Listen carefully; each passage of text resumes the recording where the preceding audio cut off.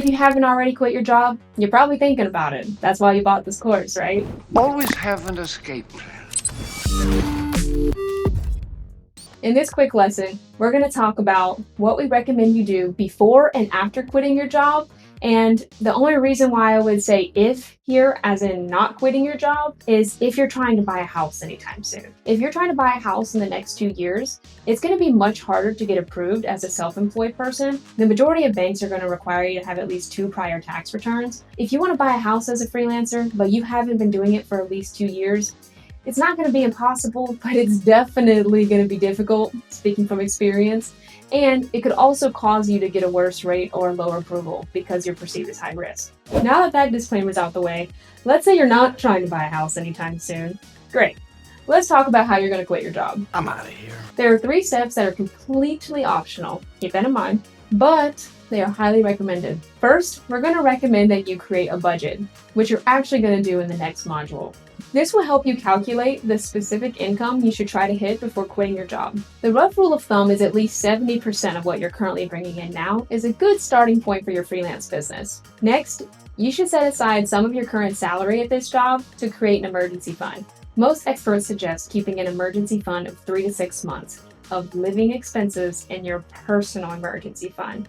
I'm emphasizing personal because we're actually going to recommend you do the same thing as a business emergency fund.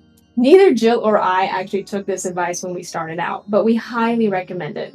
Jill's going to get deeper into this in the next module. We'll give you a quick example now. Let's say your expenses like rent, your car payment, groceries, all of that are $3,000 a month. You should probably save up $9,000 before quitting your job. If for some odd reason, if all your clients decide to fire you, you've got at least 3 months of income set aside, so that gives you some window of time to get clients. Save up the emergency fund amount and then you can quit your job, okay? Here's what happened to me and Jill, just to give you an idea.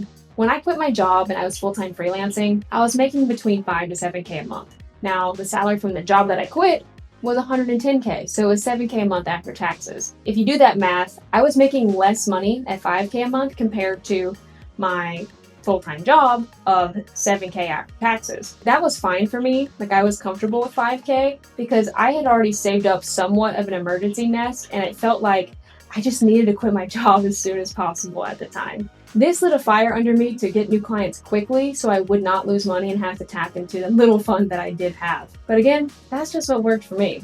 For Jill, she quit her job without an emergency fund, which also lit a fire under her to get up and get clients fast because she needed to charge more and work harder to get some sort of emergency nest in place. We didn't follow this advice of building an emergency fund, both personal and business, because we have a higher risk tolerance. We knew we could find the money, and we knew how much we hated our jobs at the time.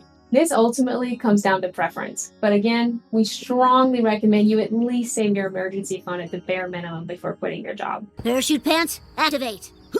The last step in quitting your job is to actually ask your current employer to be your client. I know it sounds crazy, but hear me out. When I quit my job, they wanted to actually hire me to do the same job as a contractor at 7K per month. You'd be surprised at how many employers are going to want to keep you around because they actually don't want to go through the hiring process again. So this is a very easy way to get your first client. Let's say you quit your job. What do you do afterwards? First, you need to go tell your coworkers, your cousins, your mom, literally everybody that you're freelancing. Maybe you find out your coworker has an aunt who would love to benefit from your services. And while you're there, just go ahead and post on LinkedIn too.